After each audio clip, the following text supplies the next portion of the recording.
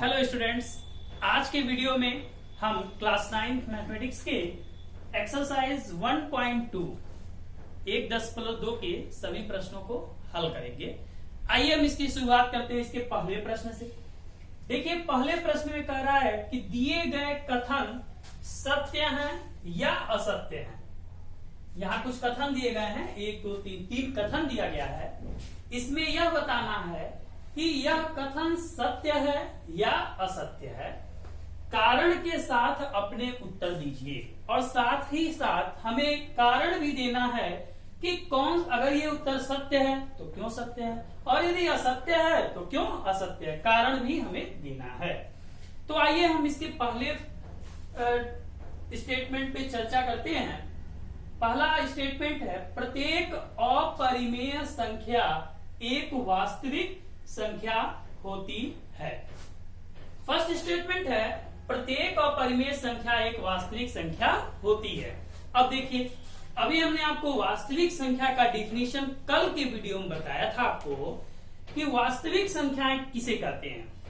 तो ऐसी संख्या जिसमें परिमेय संख्या और अपरिमेय संख्या का समूह होता है, यानी परिमेय संख्या और अपरिमेय संख्या के समूह को हम वास्तविक संख्या कहते हैं। यानी वास्तविक संख्या में सभी परिमेय संख्या होती हैं और सभी अपरिमेय संख्या होती हैं। तो कह रहा प्रत्येक अपरिमेय संख्या एक वास्तविक संख्या होती है, तो ये कथन क्या हो गया? सत्य हो गया। ये कथन क्या हो गया? सत्य हो गया। अंडरस्टैंड। दूसरा क्वेश्चन कह रहा है, संख्या रेखा का प्रत्येक बिंदु अंडर रूट यम के रूप का होता है जहां यम एक प्राकृत संख्या है। बताना है कि संख्या रेखा पे दिए गए सभी बिंदु, जो भी बिंदु होते हैं वो अंडर रूट यम के रूप का होता है जहां यम एक प्राकृत संख्या होता है। देखिए, अगर हम संख्या रेखा पर अंडर रूट 3 को रिप्रेजेंट करना चाहें तो हो जाएगा अंडर रूट 4, तो ये हो जाएगा 2, ये भी हो जाएगा रिप्रेजेंट, ठीक है ना। लेकिन क्या अंडर रूट -3 का हम अंडर रूट निकाले तो किसी ऋण संख्या का जो हम वर्गमूल निकालेंगे वो तो नहीं ना संख्या रेखा पे हम प्राप्त कर सकते हैं। यानी ऋण संख्या का वर्गमूल प्राकृत संख्या प्राप्त नहीं होगा। इसलिए यह जो स्टेटमेंट दिया गया है, यह स्टेटमेंट क्या है? असत्य है। ठीक है, अंडरस्टैंड। अब आइए इसके थर्ड टॉपिक पे बात करते हैं। तीसरा कह रहा है स्टेटमेंट, प्रत्येक वास्तविक संख्या एक अपरिमेय संख्या होती है। अब देखिए, प्रत्येक वास्तविक संख्या क्या कह रहा है? यानी जो भी वास्तविक संख्या होती है वह अपरिमेय संख्या होती है। क्या ये सही है? आप बताइए। नहीं, ये सही नहीं है, ये गलत है। क्यों गलत है? देखिए, वास्तविक संख्याओं में परिमेय संख्या भी होती है और अपरिमेय संख्या भी होती है, लेकिन ये कह रहा है कि सभी वास्तविक संख्या एक अपरिमेय संख्या होती है, इसलिए यह स्टेटमेंट गलत है। अगर हम देखिए अंडर रूट 4 का अगर हम वैल्यू निकालें तो क्या मिलेगा? 2। तो 2 क्या है? परिमेय संख्या। परिमेय संख्या भी क्या होती है? वास्तविक संख्या होती है। इसलिए यह जो स्टेटमेंट है ये क्या है? असत्य है। ये भी स्टेटमेंट क्या हो गया? असत्य हो गया। ठीक है, तो आपको ये तीनों स्टेटमेंट सत्य है या असत्य है समझ में आ गया। अब इसके बाद हम लोग दूसरे क्वेश्चन पे बात करते हैं। दूसरा क्वेश्चन क्या कह रहा है, क्या सभी धनात्मक पूर्णांकों के वर्गमूल अपरिमेय होते हैं? ठीक है ना। क्या सभी धनात्मक पूर्णांकों के वर्गमूल अपरिमेय होते हैं? यदि नहीं तो एक ऐसी संख्या के वर्गमूल का उदाहरण दीजिए जो एक परिमेय संख्या है। कह रहा है कि क्या सभी धनात्मक पूर्णांक, क्या सारे पॉजिटिव नंबर, सारे पॉजिटिव इंटीजर यानी +1 +2 +3 +4 +5 +6 इस तरीके से सभी धनात्मक पूर्णांक के जो वर्गमूल होते हैं वे अपरिमेय होते हैं? नहीं, देखिए नहीं होता है। फिर कह रहा है अगर नहीं तो एक ऐसी संख्या के वर्गमूल का उदाहरण दीजिए जो एक परिमेय संख्या है। अब देखिए, अगर हम अंडर रूट 2 यानी 2 एक धनात्मक पूर्णांक है, इसका हम वर्गमूल निकालें तो ये अपरिमेय संख्या है। अगर हम अंडर रूट 3 का वर्गमूल निकाले तो यह भी एक अपरिमेय संख्या है। लेकिन अगर हम अंडर रूट 4 का वर्गमूल निकालते हैं तो ये क्या प्राप्त होता है? 2। क्या प्राप्त हुआ 2, और 2 क्या होता है परिमेय संख्या होती है। ठीक है, तो ये कहा क्या रहा था सभी धनात्मक पूर्णांकों का वर्गमूल अपरिमेय होते हैं तो नहीं होते हैं। ठीक है, और नहीं होते हैं तो उदाहरण मांगा, तो उदाहरण क्या लिख देंगे कि √4 का वर्गमूल हमें 2 प्राप्त होता है और 2 अपरिमेय संख्या नहीं एक परिमेय संख्या होती है, इसलिए सभी धनात्मक पूर्णांकों के वर्गमूल अपरिमेय नहीं होते हैं। ठीक है, आपको ये दोनों क्वेश्चन समझ में आ गया। अब आइए इसके बाद हम एक काफी इंपॉर्टेंट टॉपिक पे डिस्कस करने जा रहे हैं, इसको हम लोग बहुत ध्यान से समझेंगे। इसे आप यदि कुछ लिखना चाहते हैं तो आप स्क्रीनशॉट ले लीजिए।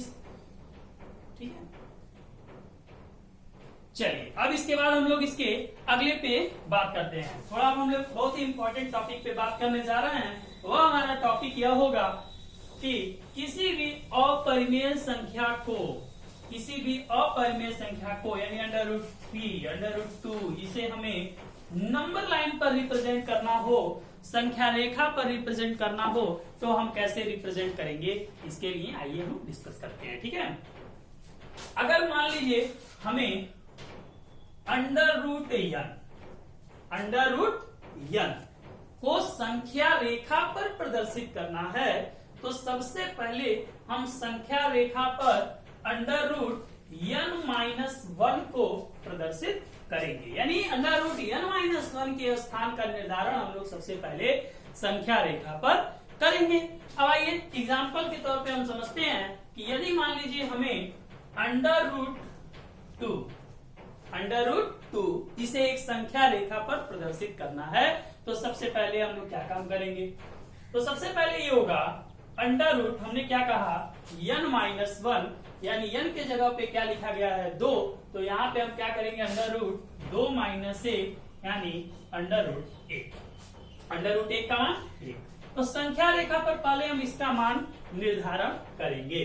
तो चलिए सबसे पहले हम लोग यहाँ एक संख्या रेखा बनाते हैं। ये 0 हो गया, ये 1 हो गया, और ये 2 हो गया, 3 हो गया, 4 हो गया, और ये ठीक है। तो सबसे पहले हम लोग 1 का स्थान निर्धारण करेंगे। तो देखिए ये हो गया हमारा 1 का स्थान निर्धारण हो गया। ठीक है, समझ में आ रहा है।